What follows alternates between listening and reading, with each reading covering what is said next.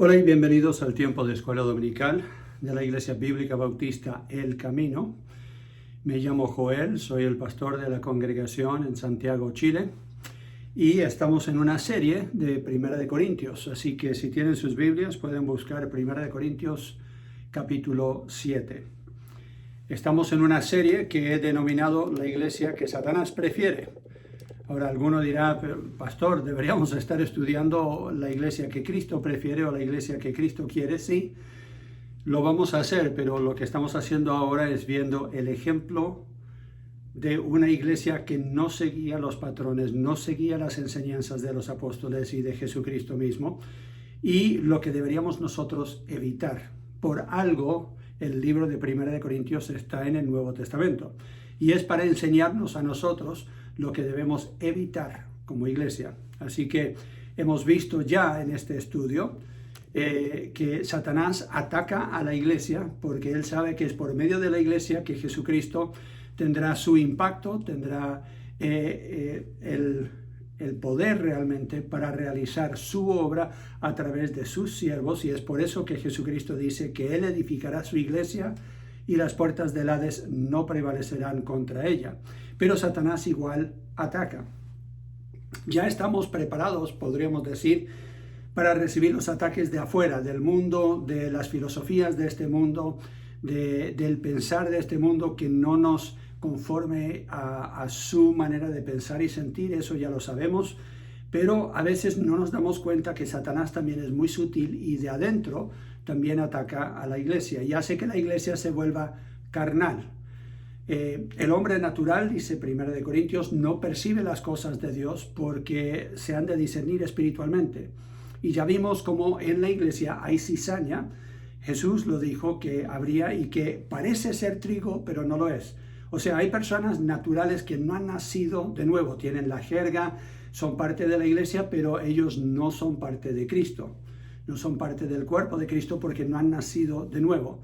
Y ellos tienden a bajar el nivel de lo que la iglesia debería estar haciendo en el mundo, el impacto que debería tener, porque ellos se enfocan simplemente en este mundo. Y después tenemos a los cristianos carnales, que aparentan ser espirituales en muchos casos, pero todavía están enfocados en sí mismos, en su cuerpo, en los apetitos del cuerpo, sus sentimientos, sus pensamientos, y también son muy mundanos, o sea, siguen la filosofía y todo de este mundo.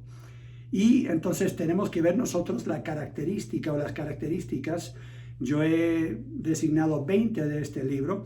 No sé si llegaremos a 21 o no, sigo leyendo y estudiando Primera de Corintios y hasta ahora he podido confirmar que hay 20 diferentes cosas que el apóstol Pablo asigna a ellos o que los denomina como creyentes carnales y participando en una iglesia carnal. Número 1, hay divisiones y contiendas. Sabemos que cuando hay divisiones y contiendas constantes, lo dice 1 de Corintios capítulo 1 y también 1 de Corintios 3, creo que por ahí también el capítulo 11, o sea, por todo el libro, Pablo habla de contiendas, de divisiones, de separación entre hermanos que no saben convivir bien los unos con los otros. Segundo, no pueden digerir bien la palabra de Dios. Se quedan solamente con la carne, con la leche de la palabra y no con la carne. No pueden digerir esos pasajes que son más difíciles de entender, que se tienen que masticar. Quieren todo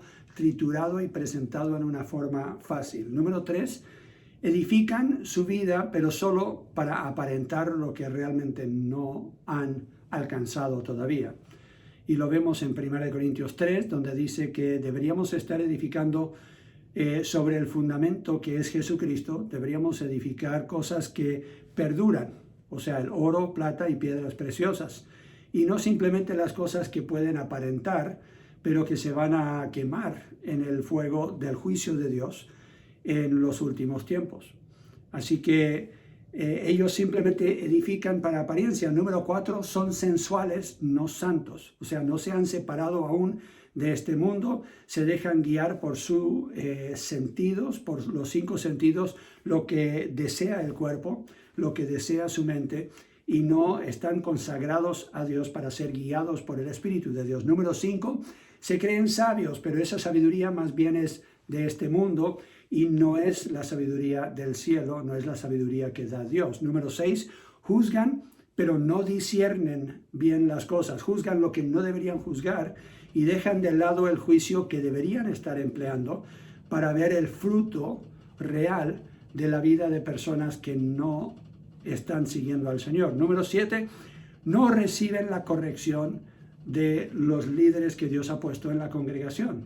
Ya simplemente no quieren aceptar que ellos están equivocados o que estén viviendo en una forma que no le agrada a Dios. Número 8, confían más en el mundo y en el tribunal del mundo para resolver pleitos entre hermanos que la iglesia y el liderazgo de la iglesia. Simplemente no confían en que se pueden resolver cosas entre hermanos del cuerpo de Cristo y la familia de Dios deberían resolverse cuando se pueden dentro de la congregación. Ahora, ya hablamos la semana pasada de que hay casos claros en que cuando ya se debe comunicar a las autoridades de este mundo, cuando hay una ley que se ha quebrantado, cuando hay peligro de abuso de autoridad o de mal uso de fondos o lo que sea, hay momentos en que se tienen que involucrar las autoridades de este mundo para protección de menores y otros casos. Número 9, no saben convivir con su familia.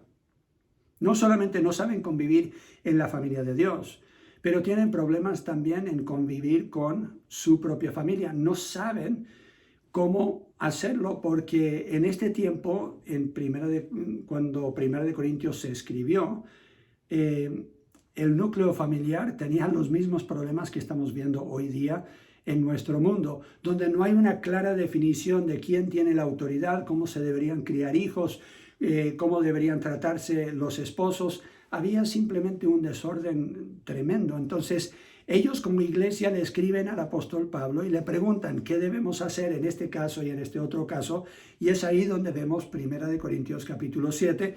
Pablo da unas instrucciones bien claras, da unas instrucciones prácticas para que nosotros podamos realmente, si tenemos la mente de Cristo, podemos vivir en una forma sabia en nuestro entorno, en nuestro hogar, en nuestro matrimonio. Así que quiero que lean conmigo los primeros 5 versículos del capítulo 7. No se me adelanten, lo vamos a leer completo, pero hay por lo menos 7 consejos que el apóstol Pablo da para la familia, para esposos y para simplemente cómo convivir con personas que son parte de tu familia. 1 Corintios, capítulo 7, versículos 1 al 5. En cuanto a las cosas de que me escribisteis, ellos le habían pedido este consejo, bueno le sería al hombre no tocar mujer. Pero a causa de las fornicaciones, o sea, pecado sexual, fuera de el diseño original de Dios, el que creó el sexo, pero por causa de las fornicaciones, cada uno tenga su propia mujer y cada uno tenga su propio marido. El marido cumpla con la mujer el deber conyugal, y asimismo la mujer con el marido. La mujer no tiene potestad sobre su propio cuerpo, sino el marido, ni tampoco tiene el marido potestad sobre su propio cuerpo, sino la mujer. No os neguéis el uno al otro, a no ser por algún tiempo de mutuo consentimiento, para ocuparos sosegadamente en la oración y volved a juntaros en uno, para que no os tiente Satanás a causa de vuestra incontinencia. Pablo aquí es bien práctico. No sabemos si él era casado o no, es probable que era viudo, tuvo que haberse casado para poder ser parte de el Sanedrín. Sabemos que él participaba con el liderazgo de los judíos en ese tiempo, así que si era miembro del Sanedrín tendría que haber sido casado porque era uno de los requisitos. Entonces es posible que fue viudo o que simplemente ella no era creyente y no quiso convivir más con él, como lo vamos a ver en los versículos que siguen. Pero aquí Pablo comienza hablando al tiro de lo que en muchos casos la iglesia no comenta, que la iglesia no habla esto y es quizás por pudor o por lo que sea, pero el problema es que al no hablar del sexo, entonces la única información que recibe la juventud, la única información que recibimos generalmente es lo que nos da el mundo. Pero como Dios es el que originó el sexo, Él es el creador del sexo, del matrimonio, la Biblia es bien práctica cuando habla de este asunto. Y tenemos la primera, podríamos quizás resumir el primer consejo que el apóstol Pablo, la primera enseñanza que él da sobre este tema. Inspirado por el Espíritu Santo, él dice que tu cuerpo ya no te pertenece. Cuando te casas, al llegar a ser una sola carne, él lo resume de esta forma: tu cuerpo ya no te pertenece. Él dice, es mejor que un hombre no toque a una mujer. O sea, que no haya una necesidad para el sexo. ¿Para qué? Para que él se pueda dedicar completamente a Dios. ¿Cómo sabemos eso? Porque él lo dice en los versículos que siguen. Así que sabemos que ese es su meta, que ese es su pensar, que es el pensar de Dios. Pero él también es práctico y dice, para no pecar, para no caer en estos pecados de fornicación, es mejor entonces que un hombre tenga su mujer. O sea, no un montón, pero una, y que ella tenga su marido. Eso es el diseño original de Dios en el huerto de Edén. Dios creó a Adán y Eva, no a Adán y Esteban, no creó tampoco a Adán y múltiples mujeres, sino uno con uno para siempre, para estar unidos juntos, tanto físicamente como emocionalmente, como espiritualmente, unidos en un solo, en una sola persona, una sola entidad. Entonces aquí Pablo está diciendo, el sexo en la relación es importante. Deben evitar crear un ambiente de tentación en el matrimonio para que puedan evitar las fornicaciones, para que puedan evitar que una pareja tenga problemas de tentación para serle infiel a su pareja. Entonces, para asegurar de eso, debería el hombre cumplir con su esposa y la esposa cumplir con su esposo. Pero solo de vez en cuando se pueden poner los dos de acuerdo. No es que el uno lo diga y fuerce al otro, sino que se pongan de acuerdo para ellos poder enfocarse en ministerio o en la oración, el ayuno, lo que sea. Así que aquí vemos que la Biblia enseña que el sexo no es algo que después de ser cristianos vamos a tratar de eliminar de nuestra vida. No es así. Es parte de la unión que Dios ha creado, una forma en que se siente muy unido el esposo y la esposa en su matrimonio. La segunda cosa que el apóstol Pablo dice ahí en el versículo 5 es que la unidad no solamente se extiende al acto físico, sino también deberían estar unidos en buscar a Dios. Como dice el versículo 5, no os neguéis el uno al otro, a no ser por algún tiempo de mutuo consentimiento, para ocuparos como sosegadamente, o sea, sin parar, con dedicación en la oración, y volved a juntaros en uno, para que no os tiente Satanás a causa de vuestra incontinencia. O sea, deberían preocuparse de no caer en tentación. Deberían ustedes saber que el cumplir el uno con el otro en el lado más íntimo de la relación es un deber, es algo importante. Deberían ustedes como casados mantener esa parte de la relación en una forma práctica. Deberían ustedes disfrutar del sexo en la relación, pero a la vez hay momentos en que el sexo viene a ser secundario y que deberían ustedes estar tan unidos en el propósito de buscar a Dios en oración o en servirle, que deberían poder dejar de lado esa parte de su vida conyugal para enfocarse en agradar a Dios por sobre todas las cosas. Número 3, lo vemos en versículos 6 al 9, seguimos leyendo. Mas esto digo por vía de concesión, no por mandamiento. Quisiera más bien que todos los hombres fuesen como yo, pero cada uno tiene su propio don de Dios, uno a la verdad de un modo y otro de otro. Digo pues a los solteros y a las viudas, qué bueno les fuera quedarse como yo, pero si no tienen don de continencia, cásense, pues mejor es casarse que estarse quemando. ¿Qué dice el apóstol Pablo aquí? El matrimonio es bueno. Si ustedes pueden evitar el caer en pecado y ustedes pueden vivir solteros para servir de completo a Dios, como lo hacía el apóstol Pablo, entonces eso es mejor, pero tampoco peca la persona que se quiere casar. Mejor casarse que quemar. Entonces habían algunas sectas en ese tiempo que prohibían el casarse. Algunos entre los cristianos mismos que decían la persona que no se casa es superior en espiritualidad, en servicio a Dios y todo eso. Y llegó el punto en que aún la Iglesia Católica, cientos de años después de Cristo, comenzó a introducir el celibato entre los sacerdotes y ha creado un montón de problemas. Así que tenemos que leer lo que dice Primera de Timoteo para tener una idea, que también el apóstol Pablo en otros pasajes habla este tema. Primera de Timoteo capítulo 4. Dice versículo 1. Pero el Espíritu dice claramente que en los postreros tiempos algunos apostatarán de la fe, escuchando a espíritus engañadores y a doctrinas de demonios por la hipocresía de mentirosos que, teniendo cauterizada la conciencia, prohibirán casarse y mandarán abstenerse de alimentos que Dios creó para que con acción de gracias participasen de ellos los creyentes y los que han conocido la verdad.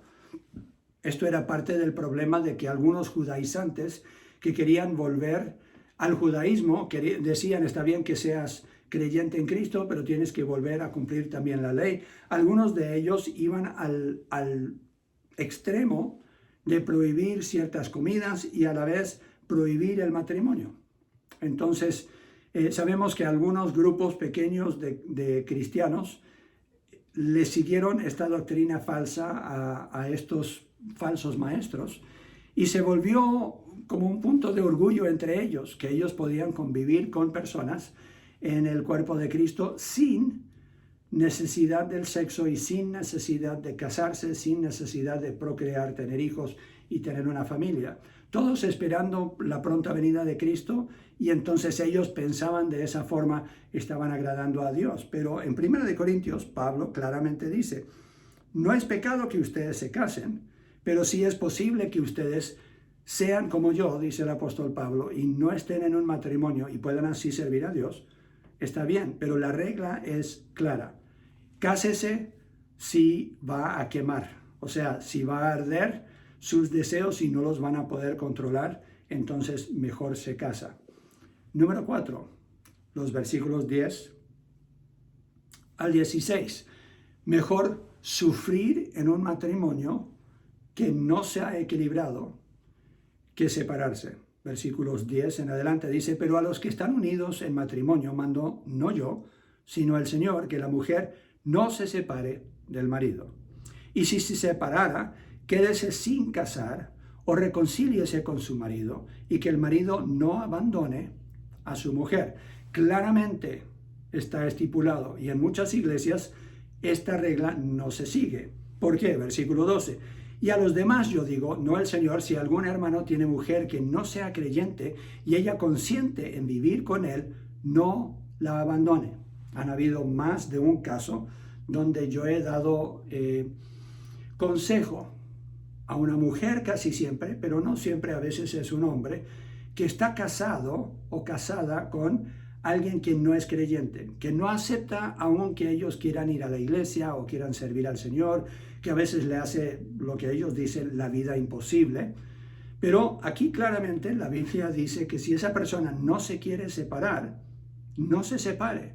Y nos da la razón por qué, dice el versículo 13. Y si una mujer tiene marido que no sea creyente y él consiente en vivir con ella, no lo abandone, porque el marido incrédulo es santificado en la mujer y la mujer incrédula en el marido, pues de otra manera vuestros hijos serían inmundos, mientras que ahora son santos. Pero si el incrédulo se separa, sepárese, pues no está el hermano o la hermana sujeto a servidumbre en semejante caso, sino que a paz nos ha llamado Dios. Porque ¿qué sabes tú, oh mujer, si quizás harás salvo a tu marido? ¿O qué sabes tú, oh marido, si quizás harás salva a tu mujer? El problema que he visto yo es el egoísmo. Tantas personas dicen, ay, pero estoy sufriendo tanto en este matrimonio, y están buscando la excusa y entonces se aferran a esa primera parte. Me puedo separar.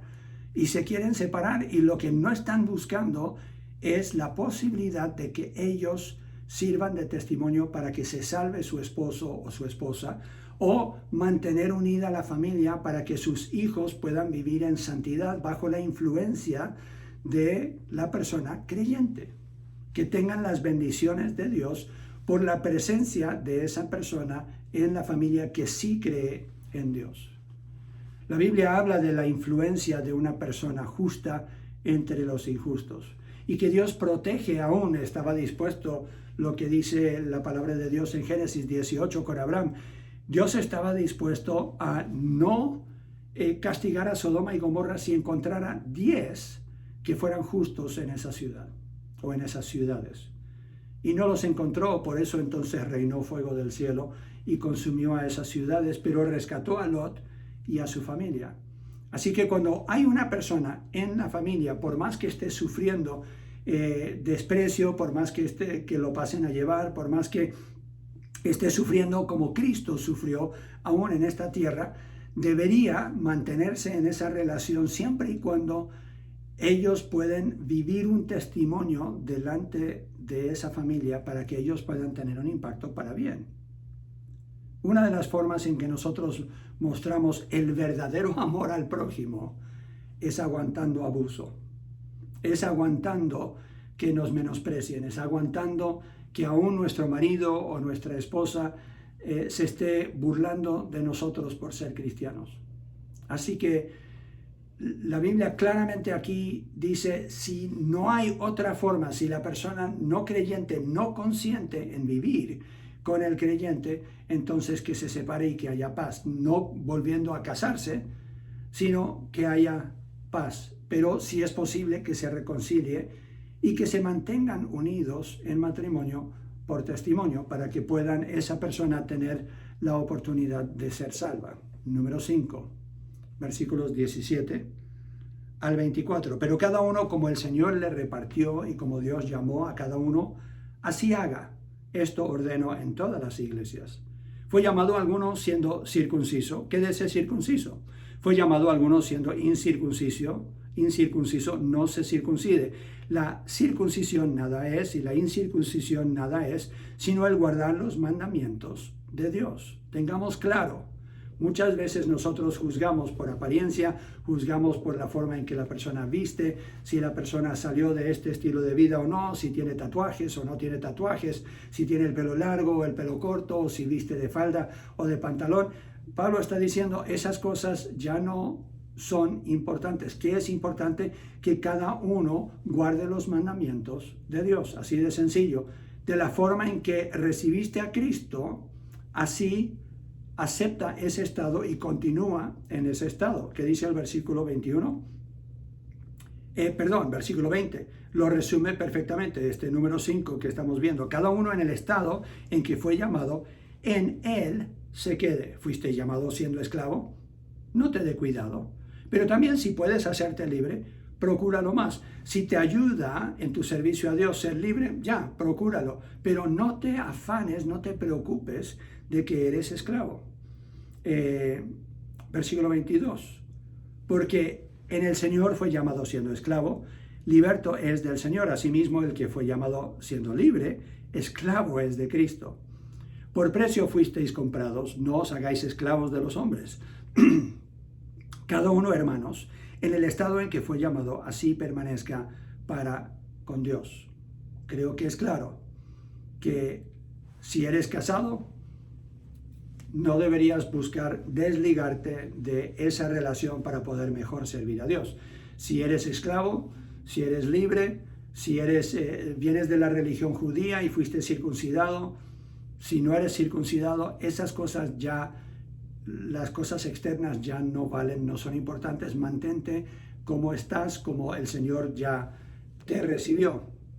Versículo 36 a los 40. Vamos a leer el 25 al 36 en unos momentos, pero vamos a saltarnos al versículo 36 que dice: pero si alguno piensa que es impropio para su hija virgen, que pase ya de edad y es necesario que así sea, haga lo que quiera, no peca, que se case.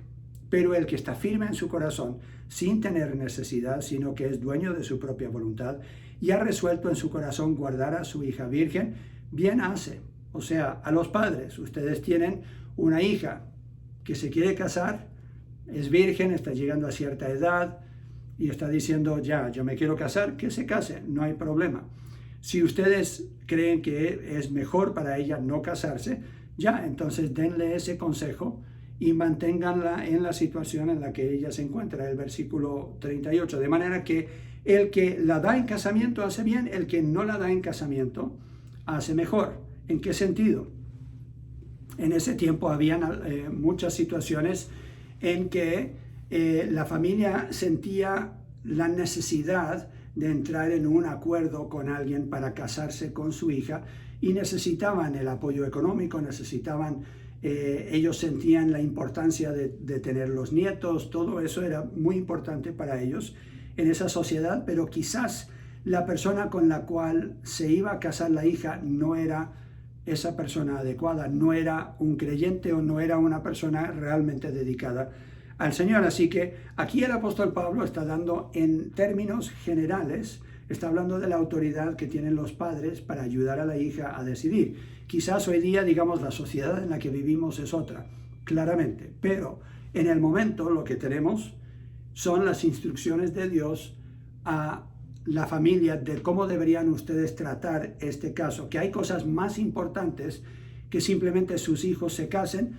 y tengan una familia, y tienen que tomar esas cosas en cuenta. Si se quiere casar, no peca, pero si se quiere mantener soltera para poder mejor servir al Señor, excelente. Ahora volvemos a esos versículos que nos saltamos, versículo 25 en adelante. En cuanto a las vírgenes, no tengo mandamiento del Señor, mas doy mi parecer, como quien ha alcanzado misericordia del Señor para ser fiel. Tengo pues esto por bueno a causa de la necesidad que apremia, que hará bien el hombre en quedarse como está. Está ligado a mujer, no procures soltarse. Estás libre de mujer, no procures casarte. Mas también, si te casas, no pecas, y si la doncella se casa, no peca, pero los tales tendrán aflicción de la carne, y yo os la quisiera evitar. Y más de uno dice, amén. Cuando hablamos del matrimonio, y como lo dice Pablo aquí, tendrás aflicción de la carne. ¿Por qué? Porque el matrimonio tiene mucho gozo, mucha alegría, pero también vienen aflicciones. Un hombre intentando entender a una mujer intentando convivir con un hombre, las diferencias entre los hombres, diferencias entre ellos como personas, su personalidad, su forma de ver las cosas, sus dones, todo eso hace que haya naturalmente algo de aflicción, algo de conflicto. Entonces hay bendición, pero también hay aflicción. Las aflicciones que sentimos también con nuestros hijos, cuando están creciendo, cometen errores, tienen problemas en el colegio, prueban cosas del mundo que nosotros nosotros sería mejor que no probaran, y caen en errores, tentaciones, dificultades. Todo eso nosotros como padres también lo sufrimos. Hay aflicciones en la vida familiar. Entonces él dice, los que no son casados no tendrán esas aflicciones, y quiero que ustedes los puedan evitar.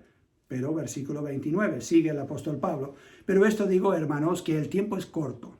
Resta pues que los que tienen esposa sean como si no la tuviesen, y los que lloran como si no llorasen, y los que se alegran como si no se alegrasen, y los que compran como si no poseyesen, y los que disfrutan de este mundo como si no lo disfrutasen, porque la apariencia de este mundo se pasa.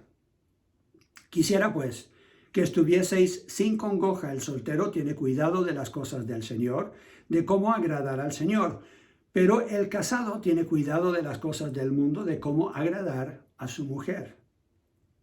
Hay asimismo diferencia entre la casada y la doncella. La doncella tiene cuidado de las cosas del Señor para ser santa así en cuerpo como en espíritu, pero la casada tiene cuidado de las cosas del mundo, de cómo agradar a su marido. Esto lo digo para vuestro provecho, no para tenderos lazo, sino para lo honesto y decente, y para que sin impedimento os acerquéis al Señor. De vez en cuando podemos ver que en un matrimonio hay impedimento para que uno se acerque al Señor. Desanima cuando el esposo o la esposa no sirven al Señor, cuando no tienen la misma dedicación o el mismo deseo que la otra parte de la pareja, la otra persona en esta relación. Y eso puede desanimar, puede hacerlo bien difícil para que realmente busquen al Señor. Que vayan a la iglesia y que digan que creen una cosa, pero vivan otra en la casa. Eso realmente desanima. Pero aquí el apóstol Pablo está diciendo, y lo que quiero resaltar como la séptima cosa que él enseña, la séptima enseñanza o el séptimo consejo que él da, es que la meta de todo matrimonio debe ser agradar a la persona con quien te casaste. El esposo que agrade a su esposa, que la esposa agrade a su esposo. Y eso compite con la relación que tenemos con Dios, porque si yo me enfoco en agradar a Wendy, entonces hay días en que mi enfoque no puede ser siempre también estar agradando al Señor en todo. No es que el agradar a Wendy sea pecado, sino que simplemente no puedo yo estar agradándola a ella y a la vez estar enfocado en agradar a Dios, aunque el agradar a Wendy es agradar a Dios. Tenlo por seguro, porque Él me dio a mi esposa para ser mi ayuda idónea y para que ella me ayude en el ministerio que Él me ha dado. Yo tengo seguro que Él me respondió las oraciones al darme a mi esposa. Pero no quiere decir que no han habido tiempos en que yo he tenido que dejar algo donde yo iba a servir al Señor, dejarlo de lado para ayudar a Wendy en algo que ella necesitaba. Y lo mismo para ella. Ella ha tenido que dejar algo de ministerio o de ayudar a una persona de lado para poder ella ayudarme a mí o servirme a mí. Entonces viene a ser una posible distracción, viene a ser no me gusta usar la palabra estorbo, pero viene a ser una competencia entre si voy a dedicarme al 100% a Dios o si viene a ser parte de mi ministerio el servir también en mi hogar y servir especialmente a mi esposo o a mi esposa. Entonces Pablo está diciendo, ustedes pueden servir mejor a Dios si no son casados. Generalmente es el caso. A menos de que no puedas mantenerte feliz, así soltero y realmente dedicado al 100% a Dios. Si no lo puedes hacer, si no tienes ese don, entonces Pablo dice, cásate y en el ambiente de crear una familia, mantente fiel a esa esposa, a ese esposo y asegura de que ellos sean felices. Y que eso viene a ser parte de cumplir el mandamiento, creo yo, de amar a tu prójimo como a ti mismo. Comienza en la familia. La familia y el hogar es, podríamos decir, el laboratorio donde la obediencia a Dios ante todos los mandamientos se practica antes de practicarlo en cualquier otra parte. Y si lo puedes practicar en el hogar, lo puedes practicar en otros lados. Esto de agradar a tu esposo o a tu esposa es parte de agradar a Dios. Pero algunos han confundido las cosas y creo que quizás especialmente algunos misioneros que yo conocí cuando era pequeño y eran amigos de mis padres, eran colegas de mis padres, ellos creían que al decir que Dios tiene que ser número uno en tu vida, eso quería decir que el ministerio tenía que ser número uno en tu vida. Pero yo creo que aquí Pablo claramente está diciendo, aunque Dios tiene que ser primero en tu vida en cuanto a tu relación personal con Dios, si eres casado, viene a ser una prioridad, número 2, tu esposa. Tercero, después tus hijos. Y cuarto, tu ministerio a Dios. Eso es lo que la Biblia enseña en muchos otros pasajes. Y es el ejemplo que vemos en muchos casos de personajes que sirvieron a Dios. Pero hay momentos, no un estilo de vida constante, pero hay momentos en que yo debo actuar como si ni siquiera fuese casado, que ni siquiera fuese yo padre o abuelo. ¿Y con qué propósito? Versículos 29 al 31 lo volvemos a leer. Dice, pero esto digo, hermanos, que el tiempo es corto, o sea, cuando nos damos cuenta que estamos en una oportunidad de servir al Señor y que quizás no tengamos otra oportunidad de hacer este ministerio o este servicio.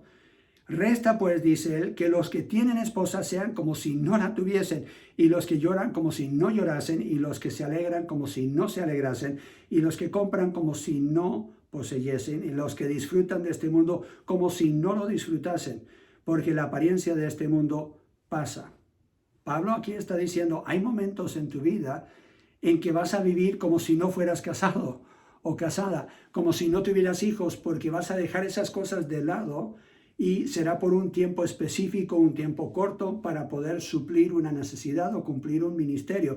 Es un momento kairos, un momento apropiado para sacrificar lo que es una responsabilidad y lo que es una obligación, pero porque el tiempo es corto, porque la venida del Señor viene. Entonces quizás sea el momento en que una esposa llame a la casa y diga, no voy a llegar a tiempo para hacer el almuerzo porque estoy hablando con tal amiga que no conoce a Cristo y la conversación se puso seria y estoy compartiendo la palabra, entonces simplemente no voy a llegar a tiempo. Y la familia tendrá que buscar la forma de, no sé, calentar algo del día anterior o lo que fuera, entendiendo que ese es un momento quizás nunca más se dé. Lo que veo en este capítulo 7 es que Pablo es muy práctico en el consejo que él da. Pero el problema que tenemos muchos cristianos es que queremos una fórmula. Pastor, dígame lo que tengo que hacer de aquí hasta que venga Cristo.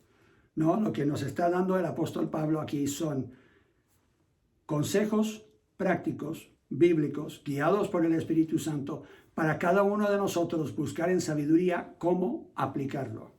Porque algunos se aferran de esos versículos que dicen ya deberíamos vivir como si no fuéramos casados y abandonan a su mujer y a sus hijos para, entre comillas, servir a Dios.